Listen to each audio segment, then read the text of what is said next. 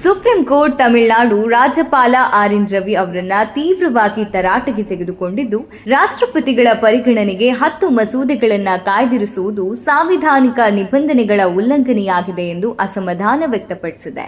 ಸಂವಿಧಾನದ 200ನೇ ವಿಧಿಯಡಿಯಲ್ಲಿ ರಾಜ್ಯಪಾಲರು ಯಾವುದೇ ಅವಕಾಶವನ್ನ ಹೊಂದಿಲ್ಲ ಮತ್ತು ಮಂತ್ರಿಮಂಡಲದ ನೆರವು ಮತ್ತು ಸಲಹೆಯ ಮೇರೆಗೆ ಕಡ್ಡಾಯವಾಗಿ ಕಾರ್ಯನಿರ್ವಹಿಸಬೇಕಾಗುತ್ತದೆ ಎಂದು ನ್ಯಾಯಮೂರ್ತಿಗಳಾದ ಜೆ.ವಿ. ಪಾರ್ದಿವಾಲಾ ಮತ್ತು ಆರ್. ಮಹದೇವನ್ ಅವರ ಪೀಠ ಹೇಳಿದೆ.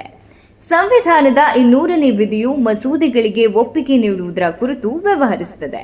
ರಾಜ್ಯಪಾಲರು ಒಪ್ಪಿಗೆಯನ್ನ ತಡೆಹಿಡಿಯಲು ಮತ್ತು ಸಂಪೂರ್ಣ ವೀಟೋ ಅಥವಾ ಪ್ಯಾಕೆಟ್ ವೀಟೋ ಪರಿಕಲ್ಪನೆಯನ್ನ ಅಳವಡಿಸಿಕೊಳ್ಳಲು ಸಾಧ್ಯವಿಲ್ಲ ಎಂದು ಪೀಠ ಎಚ್ಚರಿಕೆ ನೀಡಿದೆ.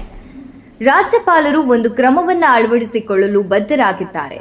ಮಸೂದೆಗಳಿಗೆ ಒಪ್ಪಿಗೆ ನೀಡುವುದು, ಒಪ್ಪಿಗೆಯನ್ನ ತಡೆಹಿಡಿಯುವುದು ಅಥವಾ ರಾಷ್ಟ್ರಪತಿಗಳ ಪರಿಗಣನೆಗೆ ಕಾಯ್ದಿರಿಸುವುದು.